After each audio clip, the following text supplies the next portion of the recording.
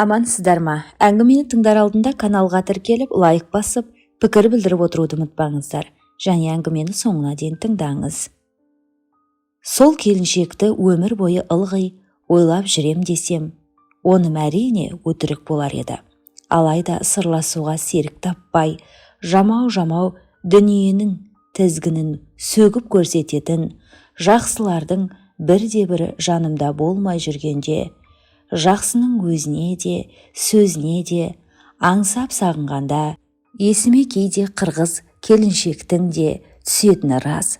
Қазақ атам айтыпты, бір жұлдыз бар аспанда айдан жақсы, бір кедей бар қол ашық байдан жақсы, бір сөз айтсаң жаманға қорс етеді, әзілімен мәз қылар қайран жақсы деп. Соған қарағанда бабаларымыз да жақсыны іздеп зарығып өткен сияқты. Өйткені адамның адамшылығын өсіретін жақсыны сағыну, бәріміздің сірә бақыт деп жүргеніміз жақсыға жолығуын жолыққан боламыз-ау. Қу тіршіліктің күйбеңімен жүріп, қаншасын жоғалтып алғанымызды айтсаңшы. Қадіріне жеттік пе, жоқ па, жаманға істейтінімізді оған да істеп, өкіндірдік пе, кім білсін.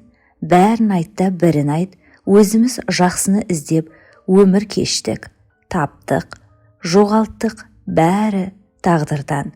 Бірақ өзіміз жақсы бола алдық па?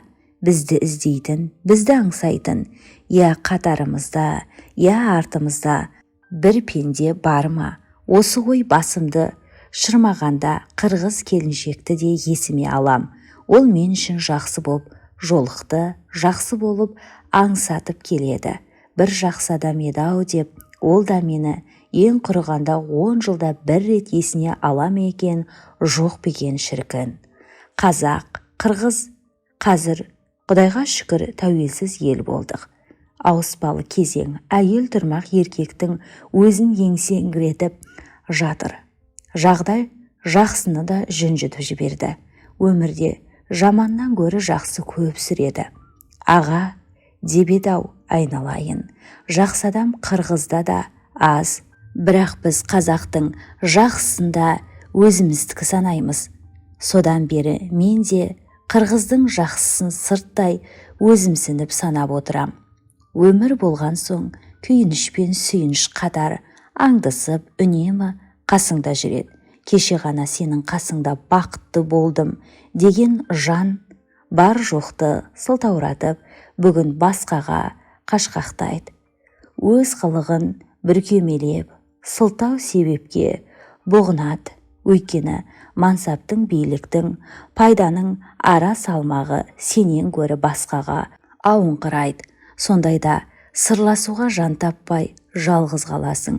Жалғыз қалғанда жақсыны сағынасың. Мен дәл қазір қырғыз келіншекті сағынып отырмын. Комсомол қызметінде жүрген кезім, сазы кетпеген, көктемде апталық семинар кеңес министрінің кәсіподақтар сарайында өтіп жатты. Осы сарайдың қажетсіз әшекейі үшін қыруар басы артық қаржы жұмсалды деп кезінде Хрущев республика басшыларын қатты сынға алғанда, сол есіме түсіп сарайдың сырт келбетіне асықпай көз тоқтаттым. Алдымда ғана иығына түсерге қоңыр шәлі жамылған әйел кетіп бара жатты. Мен көшенің шетіне енді ілігіп, ал алдымдағы әйел ортасына жетпесте сол жақ бүйірден зымырап бесікті мотоцикл шыға келді. Мен сескеніп кілт тоқтай қалдым. Ал алдымдағы әйел қарамады, ештеңеде естімеген болуы керек. Дәл мотоциклдің алдын кес-кестеп өте берді. Көзді ашып жұмғанша мотоцикл кеп әйелді қақты. Бесігінің тұмсығы дәл аяғының қылта тұсынан соқты. Әйел бүктеліп, бесіктің үстінен асып барып, асфальтке түсті. Өлді-ақ деп ойладым. Жалақтап жан-жағыма қарадым. Улап шулаған, көңіл аударған бір адам байқалмады. Мотоциклін жол шетіне қоя салып, еңгезерде еркек әйелге ұмтылды. Ес жиып мен де жүгірдім. Сол сәт әйел орнынан жеп-жеңіл тұрды да, тіп-тік жүріп көшенің арғы бетіне өте шықты. Кешіріңіз, бір жеріңіз ауырып қалмады ма? Ауруханаға апарайын ба? Деді мотоциклші сасқалақтап. Жоғалыңыз, деді әйел қолын бірақ сілтеп. Жалғыз куә маған қарап алақанын жайды да еркек дереу тайып тұрды. Мен аңырап әйелден көз алмаған күйі көшеден өттім. Ет қызумен кетіп барады. Көп ұзамай құлайды деп күттім.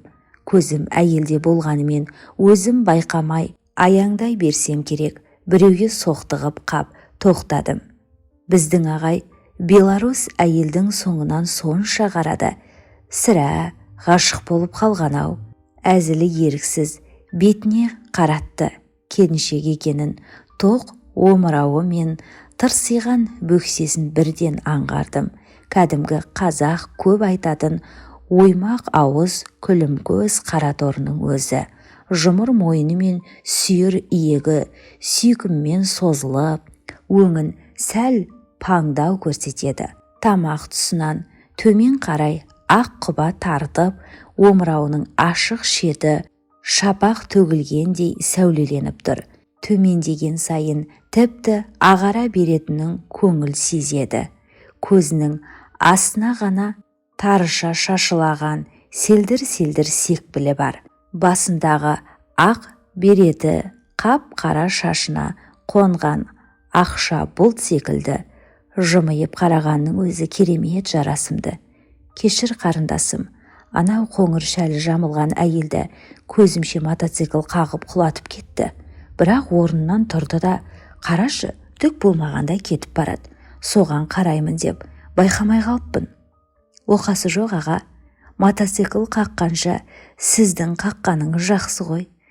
Ол әзілдеп күлді. Мен әзіліне разы болып күлдім. Көп жаса қарындасым, әйелді 100 есе әдемі қылып жіберетін осындай әзілі мен қылығы ғой. Өкпелеттіңіз. Сөзім болмаса, сонда менің өзім әдемі емеспін бе? Ойбай жаным, мен олай дегенім жоқ. Әдемісің. Әзілің мен қылығың одан бетер әдемі. Қателестіңіз.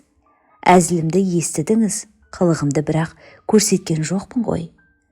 Қырғыздың әзілін қазақ ағаңа Беларусь жерінде сыйлап жатқаның қылық емегенде енді не қарындасым? Қырғыз екенімді қайдан біліп қойдыңыз? Соза сөйлеген сүйкімді үніңнен. Бұл жауабыңыз біраз тәуір. Жүріңіз аға, жиналысымыз басталып кеткен шығар. Жұрттың соңынан ала екеуміз қатар отырдық. Қырғыз келіншектің аты Тұрсын Бүгі екен. Қазақта да біраз кездесетін ат. Әуелі ынта қойғансып ек, көп ұзамай үйреншікті сөздерден жалға бастадық. Аға, не ойлап отырсыз? Деді Тұрсын Бүгі әңгімеге шақырып. Ештеңе ойлай алмай отырмын. Қырғыздан қанша адам келдіңдер? Үшеуміз. Менен басқа бір жігіт пен бір қыз бар. Олар өздерімен, өздері әуре, балалы шағалысыз ба аға? Әрине 3 қызым бар. Ұл қашан болады? Құдай бұйырса болар. Өзіңнің ұлың, отбасың бар ма? Бар, биыл 4-ке шығады. Күйеуім кеңес қызметкері. Қызымыз 2 жаста. Ата енемнің қолында тұрамыз. Өз ата-анам қара қолда. Сіз әртіс емессіз бе аға? Не ойладың? Соны шынымды айтсам өзім де білмеймін. Жүрісіңіз, сөзіңіз адамды еріксіз өзіне қаратады ма? Бір түрлісіз. Күдікті адамсыз дегенің бе? Жоқ, ойбай. Біз білмейтін, маңызды бір құпияны білетіндей өзіңізге өзіңіз өте сенімді адамша жүресіз. Мұның шындыққа жанасады. Бір құпияны білетінім білем. Маған айтыңызшы. Саған айтқан соң құпия болмай қалады ғой. Тегі ешкімге айтқан емессіз бе? Ешкімге. Сіз қолсыз ғой деймін аға. Мен жалынсын, әбден қызықсын деп әдейі сөйтіп отырсыз ғой, Құдай біледі. Мүмкін. Сіз өзі бірте-бірте жаман аға болып барасыз. Қарындасым деп жаңа ғана мен үшін бәрін істейтін кісідей елжіреп едіңіз. Енді сыр айтатын қатты кісі болып кеттіңіз. Шынында мен жағдайым өте қиын. өзімді қалай ұстарымды білмей қиналып отырғаным рас. Неге? Ол да құпия ма? Бірақ бұл айтуға болатын құпия. Онда айтыңызшы. Сен өте әдемі әйелсің, қарындасым. Бірінші сөзіңнен ақ менің сезімімді селк еткіздің. Содан бері сыр беріп қоймайын, ұят болар деп өзімнен өзім алысып отырмын. Сенің күйеуің бар, менің әйелім бар. Екеуміз де балалы шағалымыз. Бірдеме десем, сен қатты сөз айтып бетімді қайтарып тастайсың. Сонан соң мен сенен бір жола айырылып қалуым мүмкін. Ой аға, қызықсыз. 2-3 күннен кейін үйімізге қайтамыз. Бәрібір айырылып қаласыз. Соғанда қиналасыз ба? Олай емес, айналайын.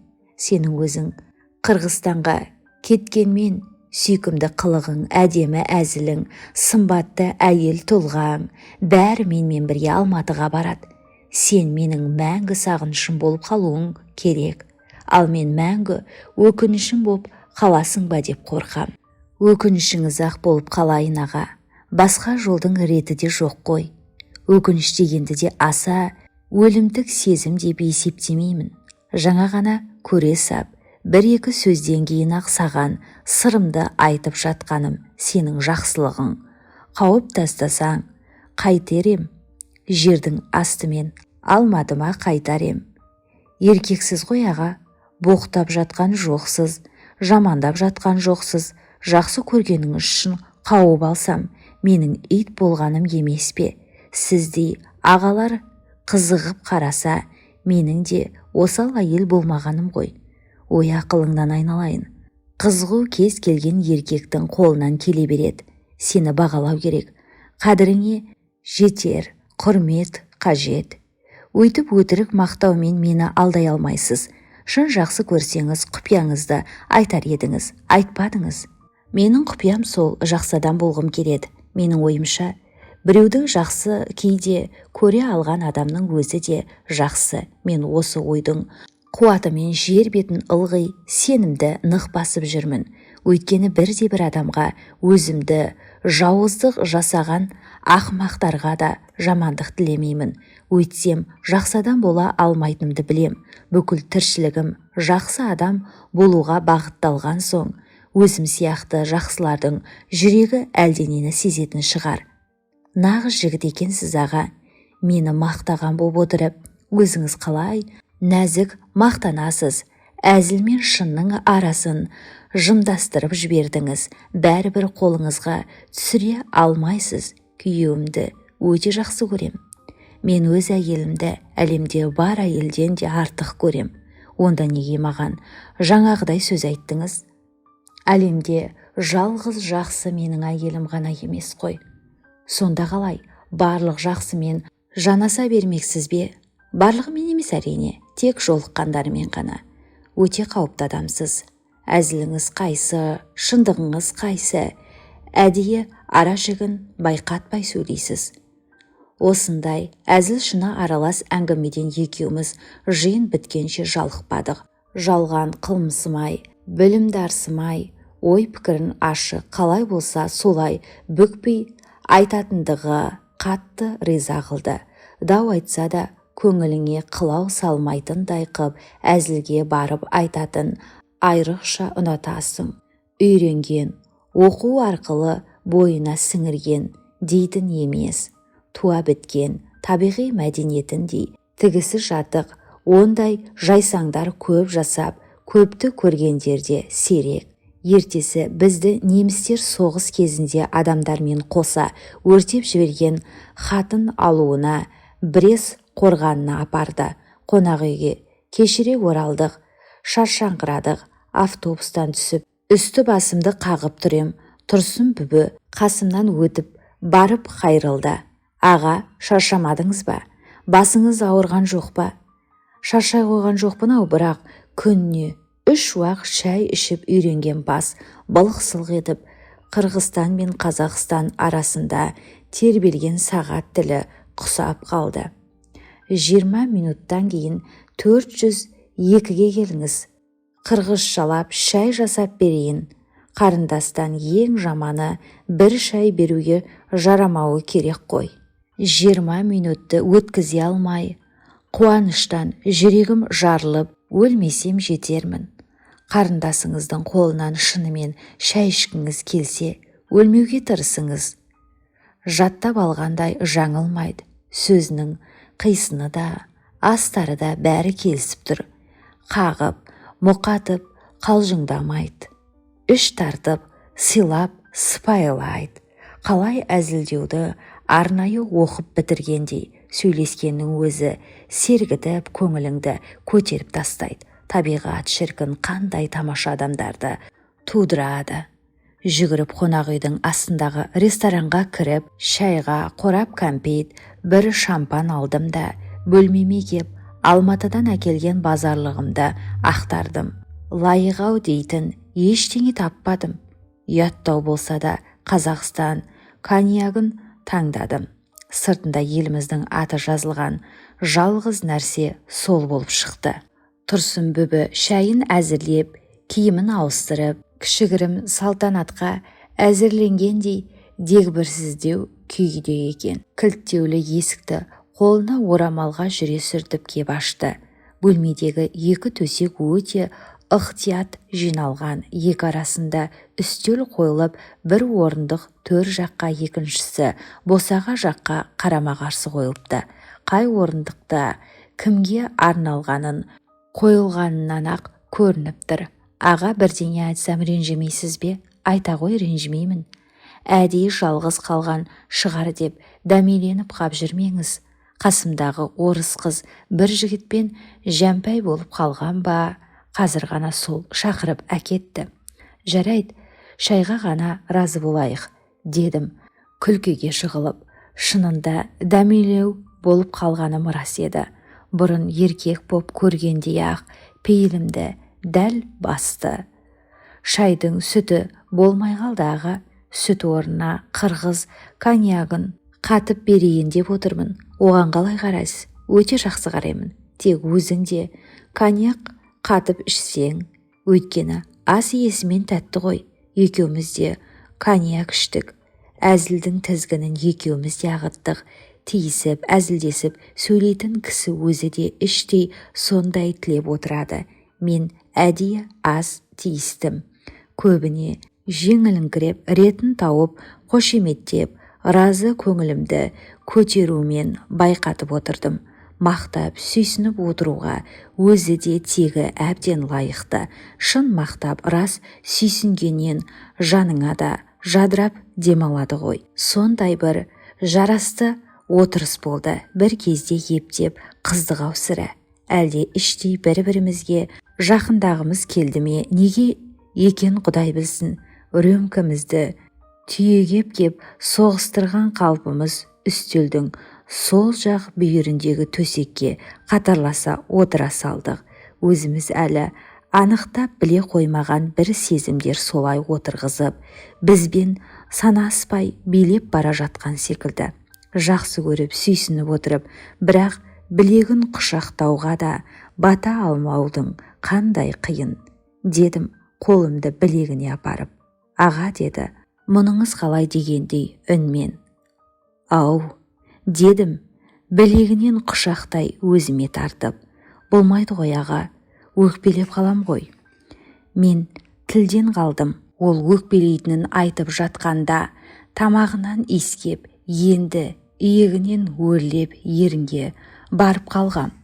Оң қолдың саусақтарын тырсиған төсін мықтап сипалап, тінтілеп жатқам. Қарсылығын тоқтап келіншектің құшағымда көзін жұмды. Сәл ашылған ернін жанасып кеп менің ернім жаба беріп еді. Әлдекім солқ еткізіп есік қақты. Қырғыз келіншек тоқ соққандай ыршып түрегелді. Мен өкініштен қан жылап отырып қалдым. Ішіме у құйылып кеткендей күйдемін. Келген қасында жатқан әйел болып шықты. Ол әй-шәй жоқ, есіктен кіре бере әлдекімді боқтап қоя берді. Еркек деген қандай оңбаған, бетіне күліп қарасаң болды, бас салады. Қарашы, үсті басымнан тамтық қалдырмады. Мен отырау деп айылын жимады. Ендігі Отырыста мән болмасын түсіндім. Жыларман халде қырғыз қарындасымен қоштасып бөлмеме қайттым. Ертесі семинар кеңестің бітуіне орай банкет ұйымдастырылды. Әйел заты қандай қажап, барлығында сол күнге сақтап, келегелік көрсетпей келген киімдері бар боп шықты. Тұрсынбүбі тіпті түрленіп кетіпті. Қызыл кофта киіп, мойнына ұзын қос қабат қызыл моншақ тағыпты. Қозғалған сайын оның тастары жалт-жұлт құбылады. Көрік үлгергендей көтеріліп басылып кеудесі көзімді еріксіз тарта береді. Билегенде от кеулеп өртеніп бара жатқандай омырауы оңды-солды аласұрып бұлқылдайды. Кернеп бара жатқан бой қуатын бәсеңсіткісі кеп, әдейі жанталаса билейтін сияқты. Кейде қимылына көзі ілеспейді. Жалынымен шарпып, шалқып, жанған от құсап бір-екі рет қасымнан өтті. Келесі биге іштей ыңғайланып жақындау барып тұрдым. Мен қолымды соза бергеніне қарсы ұмтылды. Ұршықша үйіріліп, вальсте екеуміз бірінші бастап кеттік. Банкеттен кейін бөлмеге кіріп, алматының дәмін татсаңшы, дедім алғашқы алқынысымыз басылған сәтте. Ой аға, кеше екеумізді күнәдан Құдайдың өзі сақтап қалды. Енді ол тақырыпқа оралмай-ақ қояйық та. Бүгін сондай бір әдемі, бақытты боп жүрсің. Сіздің жақсы көріп, мұқият қарап тұрғаныңызды келген бойда байқадым. Қадіріңді білетін адамның қасында бәріміз де бақыттымыз аға. Маған ренжімеңіз, сізді қолынан келгенше сыйлауға тырыстым. Бағалап жақсы көргеніңіз үшін, ұстамды болуға ұмтылғаныңыз үшін, бәрі үшін рахмет аға. Ұмытпай еске алып жүріңіз. Мен ұмытпаймын ғой, деймін күрсініп. Бұдан бұлай басқаша сөзді доғарайық деген ишарасын түсіндім.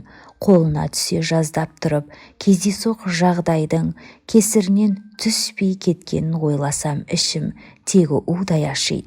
Әйткенмен мұндай жақсыға жанасқанның өзі жан семіртеді. Бір сәт оның да көңілі опай-топай екенмін. Ол да естен оңай шыға қоймаған оқиға. Шындап келгенде оған да шүкіршілік. Мұндай жақсыны арман қып, сағынып, ескеп жүргеннің өзі де табиғаттың сыйы шығар. Ертесі қазақстандықтар ауылымызға Мәскеу арқылы ұштық. Мәскеуге дейін мінгеніміз шағын ауыл арасының ұшағы екен. Тұрсынбүбілер де бізбен бірге оралды. Жеңіл ұшақ жерден көтерілгеннен ақ жеңіл мінез байқатты. Солқ еткізіп, бір сілкіп, зырқ еткізіп, бір тастап жіберді. Одан көпсерген салған тоқаштай шайқап-шайқап алды. Шошынып, шыңғырып әйелдер жағы әжептәуір әбігерленді. Тұрсынбүбі алдыңғы жақта менен екі қатар ілгері отырған. Қарасам, аузын бетірамалмен басып алып, лоқсып, ышқынып, берекесі қашып кеткен секілді. Жалмажан төбе жағымдағы қызыл кнопканы бастым. Обалы не керек? Стюардесса тез жетіп келді. Ана қатардағы әйелді көрдіңіз бе? Пакет әкеп беріңізші, дедім Тұрсынбүбіні көрсетіп. Өзім орнымнан түрегеп, Тұрсынбүбінің қасында отырған орта жастағы кісіге кеп өтініш айттым. Сізбен орын ауыстырсақ қайтеді? Мен мына кісінің қасына отырсам. Мақұл, жарайды. Өзі де қайтерін білмей зорға отырса керек. Ұшып түрегелді, дереу менің орныма қарай жүгірді.